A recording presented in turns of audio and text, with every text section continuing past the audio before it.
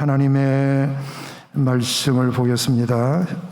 신약 성경 요한계시록 1장 요한계시록 1장 3절 신약 성경 399면입니다. 요한계시록 1장 3절 하나님의 말씀을 봉독할 때 말씀을 경청하시기를 바랍니다. 이 예언의 말씀을 읽는 자와 듣는 자와 그 가운데 기록한 것을 지키는 자는 복이 있나니 때가 가까움이라. 아멘. 랜선 찬양을 올려드리겠습니다.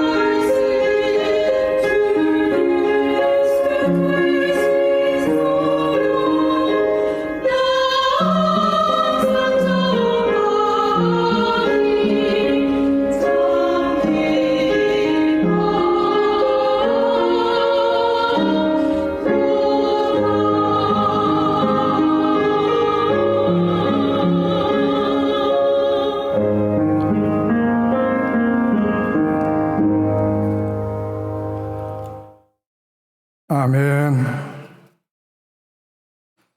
어제부터 추석 연휴가 시작이 됐고요. 근본에도 코로나 때문에 분위기가 이전 같진 않지만 그래도 명절은 명절이니만큼 여러분 즐겁게 보내시기를 바랍니다. 혹시 이미 방문하신 분들 그리고 방문을 계획하고 있는 분들도 안전하게 다녀오시고요. 어쨌든 뭐 코로나를 조심하는 건 기본이니까 여러분들 필수니까 내 몸은 내가 지켜야 됩니다. 조금이라도 좀 이상이 있으면 요즘은 뭐 검사 가까운 곳에 얼마든지 할 수 있으니까 내 몸 내가 잘 지키셔서 이번 명절에도 이상 없이 그렇게 잘 보내시고요. 연휴지만은 여러분들이 빠뜨려서 안 되는 거 이거 알죠? 요거 빠뜨려서 안 되는 거 이건 연휴가 없어요. 이건 연휴가 없습니다. 그래서 이건 꼭 지참하시고 그리고 매일 밥 먹듯이 매일매일 챙기시고 그리고 하실 줄도 압니다. 어떠세요? 지금 뭐 잘 되고 있는가요? 순조롭게 기록이 되던가요? 뭐 제가 일일이 다 검사할 수는 없으니 여러분들은 현명하셔서 뭐 잘 하시리라고 봅니다. 그런데 이제 평소에 그냥 이런 거 안 해보신 분들은 조금 막힐 때가 있어요. 아유, 이게 감사를 맨날 하는 감사만 계속 하게 되고, 이게 평소에 좀 감사 생활을 못하면 찾아내기도 이게 보통 일이 아닙니다. 그러나 하다 보면 감사의 폭이 넓어지고요. 옛날에는 생각지 못한 감사가 떠올라서 기록하게 되고요. 그리고 감사가 반복이 돼도 괜찮습니다. 반복을 너무 두려워하지 마시고 또 이제 오늘 감사지만 어제 일어난 일, 누굴 만났는데 어떤 일이 있었는데 어떻게 됐는데 이것도 오늘 감사를 할 수 있고요. 그리고 기도 제목도 그저 중복이 될 수 있어요. 감사하고 기도 제목이 중복되는 걸 그걸 너무 부담스러워하지 말고 그만큼 감사와 기도가 중복이 된다는 것은 그만큼 중요하다는 거예요. 그만큼 내 삶에 매우 중요하다는 거기 때문에 여러분 중복되는 걸 너무 부담스러워하지 말고 중복하십시오. 반복해도 괜찮습니다. 그렇게 해서 매일매일 하는 게 중요하고요. 매일매일 하다 보면 감사의 폭도 넓어지고 더 깊어질 수가 있습니다. 가능한 한 그저 깊이 생각하고 그렇게 해서 기록을 하시고 또 막상 해보니까 성경 한 장 읽는 건 어렵지 않은데 이건 어렵지 않은데 그 한 장에서 요절을 찾아낸다는 거 한 구절을 뽑아낸다는 게 이게 생각처럼 많지만 그리고 뭐 어지간하면 어렵지 않지만 가끔은 어려움을 겪을 수 있어요. 예를 들면 막 이름만 나오는 족보만 나오는 지명만 나오는 도대체 이건 어떻게 뽑아야 되나. 지금까지 보면 창세기 11장 같은 경우는 노아의 세 아들의 족보잖아요. 족보. 그냥 이름만 나오는 거예요. 누가 누구를 낳고. 도대체 이게 어디서 요절을 뽑아요. 그 어려울 때가 있지만 어려워하지 마세요. 그럴 경우는 어떻게 하면 되냐면 1절을 쓰세요. 1절. 내가 2번 읽고 3번 읽어도 이거 좀 와닿는 게 좀 그렇다 그러면 그 장의 1절을 쓰시면 돼요. 1절. 1절이나 마지막 절. 이제 1절이 좋은데요. 그냥 1절을 쓰십시오. 그것이 이제 오늘의 요절로 여기시면 되고요. 그래서 너무 그것 때문에 뭐 스트레스 받거나 그러시지 말고 이렇게 이제 우리가 훈련하고 이 훈련의 연습을 거듭하다 보면 나중에는 눈이 열리고요. 마음도 열리고요. 귀도 열리고요. 그렇습니다. 자, 요건 연휴가 없습니다. 연휴가 없으니까 요건 매일 하실 수 있도록 일용할 양식이니까 매일매일 여러분들 꾸준히 지속해서 하셔야 됩니다. 인류 유사 이래로 역사 이래로 지구상에서 가장 많이 발간되고 가장 많은 판매량을 기록한 책이 있어요. 이것은 기네스북에도 올라 있는 그런 책입니다. 첫 출판 이후에 지금까지 세상에 60억 권.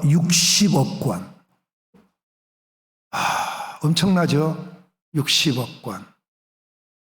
인류의 인구가 지금 78억 정도 되죠? 그러니까 이 60억 권이면 거의 한 사람이 한 권 정도 가지게 된 거예요. 그 2015년 통계로 보니까요, 이 책이 563개 언어로 번역이 됐어요. 아니, 한 권의 책이 100개 언어로 번역된 것도 대단한데 563개 언어로 번역이 된 책, 짐작하셨죠? 성경입니다. 성경이 그렇습니다. 그래서 성경은요, 세상의 그 어떤 책도 따라오거나 능가할 책이 없습니다. 그래서 성경에 붙은 별명이 많은데 그 중에 하나가 뭐냐면 성경은 참 신비롭다, 신비의 책이다, 그렇습니다. 정리를 해보니까 8가지 신비가 있어요. 8가지 신비. 성경이 가지는 신비로움이 8가지인데 첫째는요, 형성의 신비입니다. 형성. 그러니까 성경 전체가 형성되고 집필되는데 너무 신비롭다는 거예요. 왜냐하면 여러분, 창세기에서 요한계시록까지 이 형성이 되는데 몇 년이 걸리냐? 1500년입니다. 1500년 동안에 이게 기록이 됩니다. 그리고 이 책을 기록한 인물이 40여 명이 등장을 해요. 40명. 그런데 그 40명이 각자 흩어진 장소에서, 한 장소도 아니고 책을 기록을 했는데 얼마나 직업이 다양하고 출신이 다양하고 배경이 달라. 왕도 있고 선지자 있고 제사장도 있고 학자도 있고 의사도 있고 농부도 있고 목동도 있고 어부도 있고, 쓰여진 언어도 히브리어, 헬라어, 아람어, 언어도 다양해요. 쓰인 지역도 보면 아시아, 아프리카, 유럽 3개 대륙에 걸쳐서 1500년 동안 40명이 각기 다른 장소에서, 그러니까 상황과 조건을 넘어서 다 기록이 됐는데도 한 권으로 되었다. 이야, 신비롭지 않습니까? 형성의 신비. 두 번째는요, 일치의 신비입니다. 그럼에도 불구하고 통일성을 이룬다는 거예요. 성경 66권이 모두 저자가 다르고 쓰인 연대가 다르고 언어도 다르지만 사상과 목표가 절묘하게도 일치한다는 것입니다. 놀랍게도 성경은 일괄된 주제를 언급하고 있습니다. 창세기부터 요한계시록까지 메시아, 그러니까 예수님을 증거합니다. 구약은 오실 메시아, 신약은 오신 메시아. 성경의 통일성, 구약과 신약은 서로 짝을 이루고 신약은 구약 안에 감춰져 있고 구약은 신약을 통해서 더 확실하게 드러나고. 세상에 이런 책이 어디 있습니까? 이런 책을 듣기는 하셨습니까? 그래서 그 일치의 신비가 있다. 뿐만 아니라 시대의 신비입니다. 성경은 가장 오래된 고전 가운데서도 고전 문헌인데도 불구하고 모세오경의 경우는 지금부터 무려 3400년 전에 기록이 되지요. 3400년 전, 주전 1400년대에 기록이 돼요. 모세에 의해서 최초로. 그런데도 불구하고 지금까지 변함없이 영향력을 발휘하고 있다는 점에서 시대를 초월한 참 신비로움이 아닐 수가 없어요. 네 번째는 판매의 신비입니다. 어느 시대를 막론하고 성경은 그 어떤 책의 추종을 불허하는 베스트셀러입니다. 여전히 가장 많이 발행되고 가장 많이 팔리는 책이 바로 성경입니다. 너무너무 놀랍습니다. 다섯 번째는 흥미의 신비입니다. 각계각층의 사람들이 이 책을 읽습니다. 남녀노소 빈부귀천을 막론하고 누구에게나 좋은 책입니다. 통치자에게도 백성들에게도 높은 자나 낮은 자나 가진 자나 없는 자 할 것 없이 성경이 얼마나 좋은 책인지 흥미진진한 그런 내용에 있어서, 그래서 이 책이 얼마나 신비로운지. 여섯 번째는 언어의 신비입니다. 이 책을 기록한 사람들은 대개 전문 교육을 받지 못한 자들이지만 그럼에도 오늘날 문학적으로 최고의 위치를 차지하고 있습니다. 특히 욥기, 시편, 잠언, 전도와 가서는요, 문학적으로도 아주 정평이 나 있는 고전에 속한, 인정받는 그런 책이라는 점에서 성경은 참 너무 신비롭다. 일곱 번째, 보존의 신비가 있어요. 성경만큼 도전받은 책이 없습니다. 성경만큼 미움받고 또한 핍박받고, 그래서 계속해서 불태워졌고 찢겨졌고 압수당했고, 그런데도 없어지지 않습니다. 도리어 잘 보존이 되어서 여전히 세상을 향해 끊임없이 발행되고 판매되고 있는 이 책, 이 보존의 신비, 여러분 너무너무 놀랍지 않습니까? 심지어 18세기 불란서 계몽주의 사상가인 볼테르라고 하는 사람은 야, 이 성경은 죽은 책이다 막 혹평을 하고, 앞으로 100년만 지나면 이런 책을 읽을 사람이 한 사람도 없고 박물관에 가야 볼 수 있을 것이다 호언장담을 했습니다. 과연 그렇게 됐습니까? 훗날 오히려 볼테르의 집이 성경을 출판하는 성서공회의 사무실이 되지 않습니까? 그가 앉아서 큰 소리 치던 그 자리가 성경이 바닥에서부터 천정까지 가득가득 쌓이는 서고로 바뀌는, 뒤바뀌는 너무 유명한 이로 아닙니까? 세상에 100년 만에 없어질 거라는 성경이 그 집이, 그가 말했던 그 자리가 성경을 만들어내고 성경을 발행하고 성경을 쌓아놓는 그 집으로 바뀌는, 아무리 생각해도 이 책은 신비롭고 놀라운 책이 아닐 수가 없습니다. 마지막 여덟 번째로 성경의 신비는 능력의 신비입니다. 영향력에 있어서 이 많은 영향력을 주고 이 많은 사람을 바꿔놓은 책이 어디에 있냐.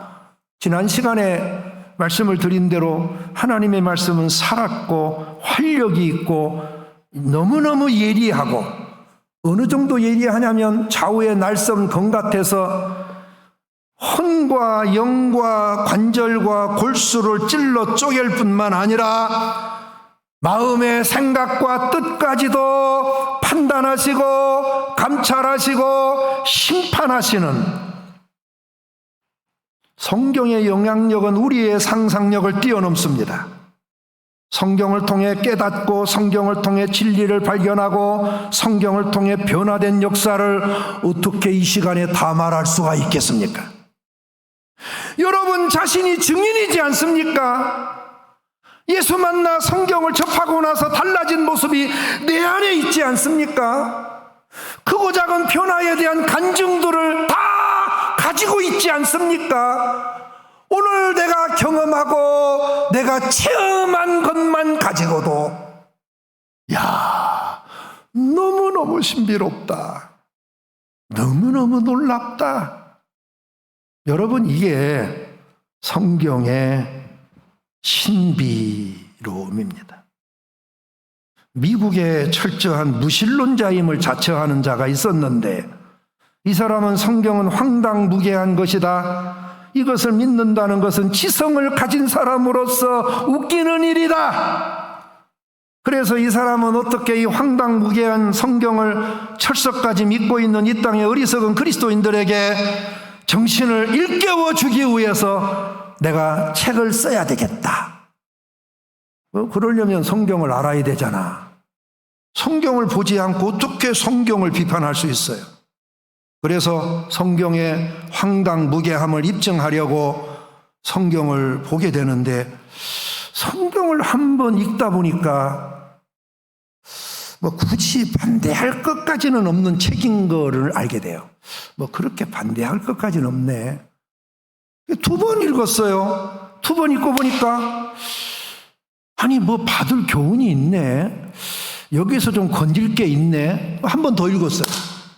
3번 읽고 나니까 그냥 그 말씀에 매료가 돼버려요. 그 말씀에 감동을 받게 돼요. 기독교가 뭔가를 알게 돼요. 황당무계한 책이 아니라 야, 이 안에 진리가 있네. 그래서 성경을 여러 번 읽고 난 다음에 본인이 책 한 권을 펴게 되는데, 유명한 벤호, 이 책을 쓴 사람이 미국 육군대장 출신인 웰리스라는 인물입니다. 여러분, 영화로도 만들어진 유명한 작품이 이렇게 해서 탄생을 한 겁니다. 그 중에 베너라는 주인공은 자기 자신을 그렇게 빗대어서 표현을 한 것입니다. 아프리카를 방문한 여행자가 흙으로 지은 움막 앞에서 성경을 보고 있는 흑인을 발견하고 너무 신기한 거예요. 아니 어떻게 저 미개인이 성경을 다 보고 있지? 야, 참 웃긴다. 너무 신비롭다. 중얼거리면서 가니까 흑인이 속으로 하는 말이 무슨 소리야? 이 책이 없으면 당신은 이미 내 뱃속에 들어와 있는 거야. 이 책이 없으면 당신은 내 뱃속에 들어와 있는 거야. 여러분, 이 성경의 능력이라는 것은 너무너무 신비롭습니다. 이처럼 성경은 신비의 책입니다. 얼마나 놀라운지, 얼마나 기가 막힌지. 그런데 여러분, 이걸 아셔야 돼요. 여러분, 여기서 중요한 게 뭐냐면 이 신비가 나의 신비가 되어야 합니다. 내 삶의 신비로 이어져야 합니다. 내 인생의 신비로움으로 나타나야 합니다. 아무리 성경이 신비로운 책이지만 나와 상관이 없으면 아무런 의미가 없어요. 그러므로 이 성경의 신비로움이 나의 삶에, 내 인생에, 내 가정에, 내 역사에 신비로움이 되려면 어떻게 해야 되냐? 오늘 본문은 너무 간단합니다. 예언의 말씀을 읽는 자와 듣는 자와 그 가운데 기록한 것을 지키는 자가 복이 있다. 복된 신앙, 복된 성도의 삶, 큰 다른 게 아니고 예언의 말씀, 옛날 하나님의 말씀은 예언적 성격을 가지고 있어요. 과거, 현재, 미래까지도 다 통탈한 말씀인데 성경은 예언적 기능을 가지고 있는데 이 예언의 말씀을 읽어야 되고 들어야 되고 지켜야 된다. 그럴 때 성경의 신비가 나의 신비가 되고 성경에 나타난 역사가 나의 역사가 되고 내 인생의 신비로움으로 나타나려면 이 3가지를 기억해야 된다. 여러분, 이것을 돕기 위해서 이걸 만들었어요. 첫째는 읽어야 됩니다. 성경을 보아야 합니다. 일단은 보지 않고는 말이 안 돼요. 여러분, 말씀과 산도 일단을 읽습니다. 읽되 소리내서 읽자는 것입니다. 유대인이 참 뛰어난 민족인데 여러분, 그 이유는 뭐냐면 유대인은요, 읽는 민족이라는 거예요. 그러니까 유대 교육 중에 가장 특징 중에 하나는 뭐냐면 읽게 하는 교육입니다. 그것도 제일 먼저 성경의 율법서를 아이들이 자주 어려서부터 읽게 합니다.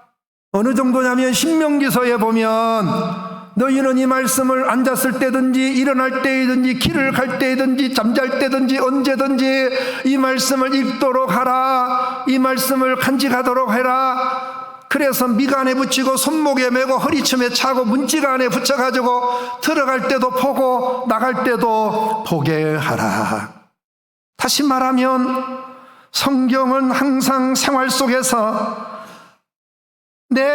그 내용이 머릿속에 상상이 되고, 그래서 여러분, 성경을 매일 보고 읽게 하는 것이 얼마나 중요한가. 여러분, 왜 읽는 교육이 중요하냐 하면 읽을 때 많은 생각이 주어지기 때문입니다. 책을 읽을 때 눈으로는 책을 보지만 마음과 생각으로는 그 보는 내용이 머릿속에 상상이 되고 영상으로 나타나지 않습니까? 그때 많은 생각이 떠오르고 그리고 상상력이 만들어지는 거예요. 그래서 읽어야 된다. 성경은 눈으로 보는 것이 중요하다. 근데 읽는 것도 세 가지입니다. 세 가지 방법이, 첫째는 통독이 있고요, 다독이 있고요, 정독이 있습니다. 다 중요해요.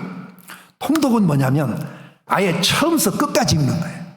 그래서 창세기 1장, 2장, 3장, 요한계시록 마지막 22장까지 차례로 우리 많이 해왔잖아요. 지금도 하고 계시잖아요. 응? 중요한 겁니다. 어떤 사람은 자기가 원하는 구절만 뽑아 읽고 뭐 그러는데 이건 성경을 편식하는 거예요. 편식은 좋지 않아요. 애들이 자기가 좋아하는 음식만 먹으면요, 영양 불균형이 일어나요. 통독이 좋은 것은 아예 처음부터 마지막까지 쭉 읽어 내려가는 것입니다. 많이 해오잖아요. 근데 다독이라는 게 다독은 뭐냐면 무조건 많이 읽는 겁니다. 많이. 응? 그냥 계속 이것도 중요합니다. 이거 필요합니다. 응? 지난 주 중에 어느 권사님 내가 전화 신방을 했는데 그 권사님이 이제 교회를 잘 못 나오시고 몸도 불편하시는데 뭐라 그러냐면, 목사님 성경 3독 했어요. 벌써 3독을 하셨대요. 3독.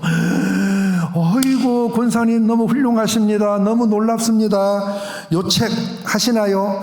이 책을 아직도 못 받았대. 그래가지고 제가 교역자 보내가지고 그 먼 길 갖다 드리고, 이 권사님이 1년 반 동안 헌금을 모아놓은 거예요. 헌금을. 교회 올 수 없으니까. 그래가지고 헌금도 받아오고, 다독도 중요합니다. 그냥 계속 성경을 보는 거예요. 그냥 성경하고 사는 거예요. 다독. 근데요, 정독이 있어요. 정독이라는 건 뭐냐면 단어 그대로 뜻을 새겨가며 천천히 자세히 살피며 읽는 것입니다. 이걸 다른 말로 뭐라 그러냐, 묵상이라고 하는 거예요. 묵상. 이 말씀과 삶은 정독입니다. 정독. 우리가 그동안은 통독도 해보고 다독도 해왔지만 이번에는 정독입니다. 하루에 한 장을 천천히 자세하게 세밀하게, 그리고 그 중에 하나를 뽑아서 묵상하고 생각하는 것입니다. 여러분이 정독이 중요해요. 정독. 세밀하게 하나님의 말씀을 보자는 것입니다. 그동안 우리가 해온 방법이 왔고 지금도 우리 권사님들 통독하십시오. 하던 거 계속 하시고, 다독 중요합니다. 시간 나시는 대로, 뭐 있는 게 시간 아니에요. 그러니까 힘 닿는 대로 보시되, 그러나 말씀과 삶은 통독도 아니고 다독도 아니고 많이 읽는 게 아니고 하루 한 장 정독입니다. 살펴서 읽고 생각하며 읽고 묵상하며 읽고. 자, 중요한 것은 뭐냐면 일단은 읽어야 된다. 성경을 보지 않으면 안 된다. 어느 집사님이 아들에게 하는 말이 베스트셀러 책 이름을 대면서, 야, 너 그거 읽었니? 아들이 아직 안 읽었는데요. 집사님이 막 호들갑을 떨면서 막 질색을 하면서, 아니 여태 그 책도 안 읽었냐? 이 책 나온 지가 1년도 넘었는데 어찌야 이 책도 안 읽었냐? 그러면서 막 큰일 날 것처럼 막 호들갑을 떠니까 아들이 하는 말이, 어머니 미가서 읽으셨어요? 미가서? 당황을 했어요. 하박국 보셨어요? 하박국? 스가랴 보셨어요? 어머니가 당황을 하면서 얼굴색이 변하고 대답을 못하니까, 아이고 우리 엄마 큰일 났네, 야단 났네. 이 책 나온 지가 2500년도 됐는데, 2500년이나 넘었는데 아직도 이 책도 안 보시고 큰일 났네, 야단 났네. 여러분, 베스트셀러는 안 보셔도 돼요. 성경은 보셔야 돼요. 하나님의 말씀이니까 보셔야 돼요. 성경을 읽으셔야 됩니다. 그런 다음에 들어야 돼요. 예언의 말씀을 읽는 자와 듣는 자 들어야 됩니다. 일단은 읽어야 되지만 다음은 들어야 돼요. 이 들으라는 말씀은 히브리어로 쉐마인데 생각보다 쉐마가 많이 나와요. 하나님께서는 곳곳마다 쉐마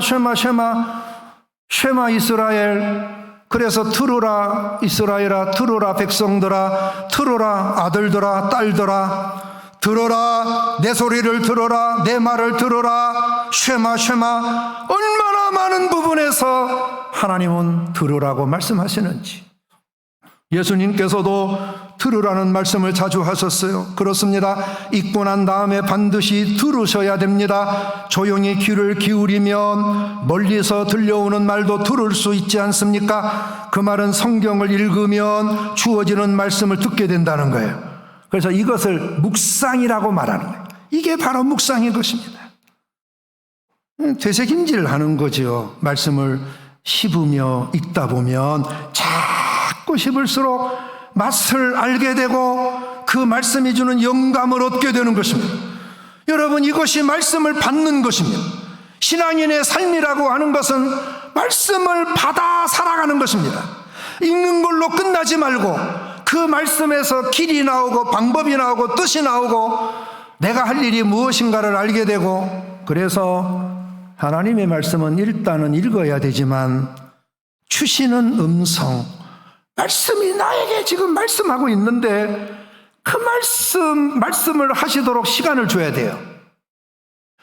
그 말씀이 톡 튀어나와서 나에게 들리도록 해야 된다. 그래, 사도 요한은 이 말씀을 읽고 읽을 때 주시는 음성을 들어야 된다. 성경의 말씀은 영감으로 쓰여진 책이기 때문에 읽을 때 영감을 얻게 되지만 그 영감은 우리에게 음성으로 다가와요. 근데 그 음성이 나로 하여금 갈 길을 가게 하고 깨달은 것을 깨닫게 하고 할 일을 알게 해요. 그렇기 때문에 귀를 기울이는 것은 대단히 중요한 것입니다. 읽은 걸로 끝나지 마시고 잠깐 기다려서 침묵하시고, 오늘 이 말씀이 나에게 뭐라고 말씀하시는가? 하나님이 어떻게 하라고 나에게 들려주시는가? 병원에 가서 진료할 때 일단은 의사에게 아픈 곳을 말해야 돼요. 그것도 자세히 말해야 돼요. 숨기지 말고 정확하게 말해야 돼요. 일일이 말해야 돼요. 그런 다음에 일어나 나오면 아무 소용이 없어요. 그런 사람도 없어요. 의사의 말을 들어야 돼요. 듣는 시간이 필요해요. 경청해야 돼. 의사가 어떻게 말하고 있는가? 음식은 요거 조심하세요. 약은 요거 지어줄 테니까 요거 매일 몇 시간에 먹어야 돼요. 운동하세요. 이거 삼가세야 돼요. 그리고 언제까지 요거 수술도 받아요. 의사가 하는 말을 잘 경청해야 병을 고칠 수 있는 거 아니에요? 내 할 말만 따발총처럼 따다다다다다 해놓고 끝! 소용없어요. 들어야 돼. 듣는 귀가 열려야 돼. 말씀과 삶도 그렇게 하십시오. 그렇게 해야 나에게 신비로움으로 다가오고 신비로움을 경험하고, 그래서 들어야 된다. 마지막 하나는 지켜야 돼요. 이 예언의 말씀을 읽는 자와 듣는 자와 그 가운데 기록한 것을 지키는 자들이 지켜야 된다. 그동안 읽고 보고 생각하고 기도하는 중에 얻어진 교훈을 따라야 된다. 얻어진 마음을 삶으로 연결시켜라.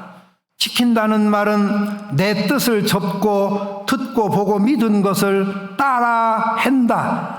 물론 우리는 약한 존재이기 때문에 처음부터 온전한 말씀대로 살 수가 없어요.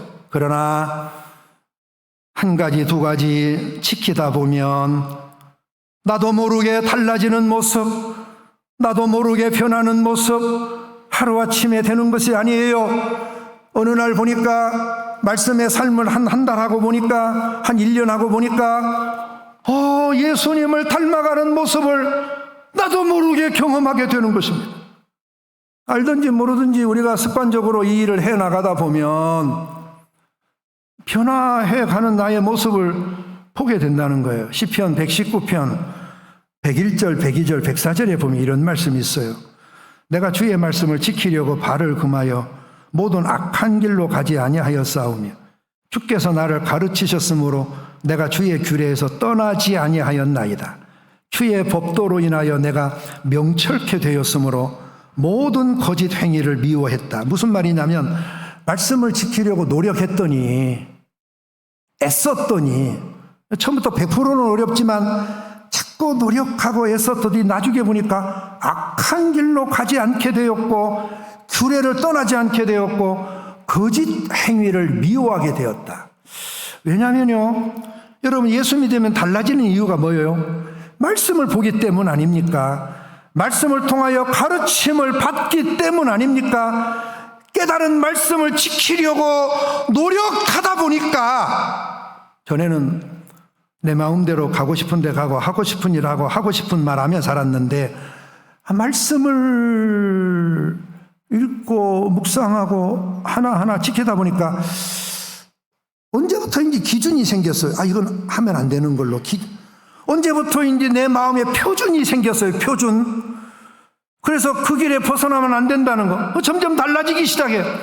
발을 금하게 되고 말을 조심하게 되고 행동을 절제하게 되고 마음의 여유가 생기고 사람을 대하는 태도의 변화가 일어나게 되고 그러니까 일이 기쁘고 즐겁고 막 일도 잘 되고 사람들이 좋아하고 얼마나 멋진 삶이에요. 내가 한 건 뭐예요? 다른 거 아니에요.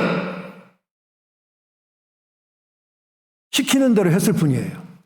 오늘 하루, 내일 하루 그냥 시키는 대로 하다 보니 달라진 나의 모습, 변화된 나의 모습.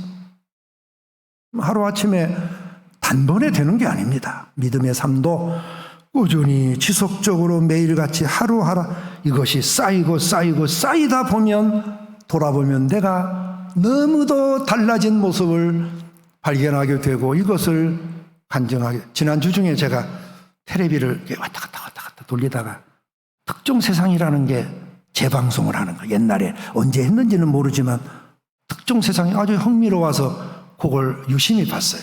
그랬더니 아주 잘 나가는 모델이 하나 있었는데 얼마나 잘 나가려면 한 달에 막 1억, 2억이 들어오는 거예요. 그리고 그 광고를 찍었는데 200편 이상을 막 아시아에서도 막 소문이 나가지고 막 승승장구하는 그 모델이 말이에요.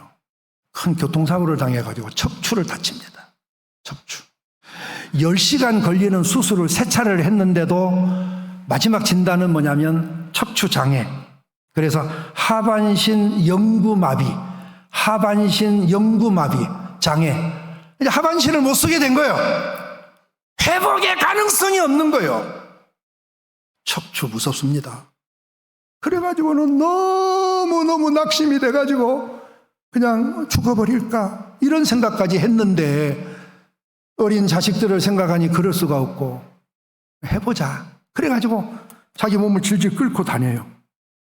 훈련을 6년이 지난 오늘 그걸 지금 특종 세상에서 만든 거예요. 방영을 했어요. 6년이 지난 얼마나 건강해졌는지 막 산하를 막 오르내리고 자연인이 돼가지고 막 뛰어다니고 몸도 이전처럼 막 몸짱이 되고 너무 몸이 완전히 회복이 된 것입니다. 도대체 6년 동안 뭘 한 거예요? 아이고 낙심하고 포기하고 나는 안 되네 이제 죽었네 끝났네 이러고 살았어요? 아니잖아요. 시키는 대로 재활치료에 처음에는 일어서기를 수천 번 수만 번 걷지 못하니까 이거 앞에 보조기 들고 그냥 끌고 질질 자기 몸을 끌고 다니고 그냥 살은 얼마나 쪘는지 몸이 막 비대. 그래도 그냥 죽을 피나는 노력을 피눈물 나는 논력을 지속적으로 꾸준히 반복해서 하다 보니 일어나게 되고 걷게 되고 보조기지 없이 혼자 걸어가게 되고 뛰어다니게 되고 지금 막 산이고 어디고 막 오르내리면서 얼마나 활발하게 움직이고 있는지. 그 사람이 예수 믿는 사람인지 그건 잘 모르겠어요. 거기 안 나왔으니까.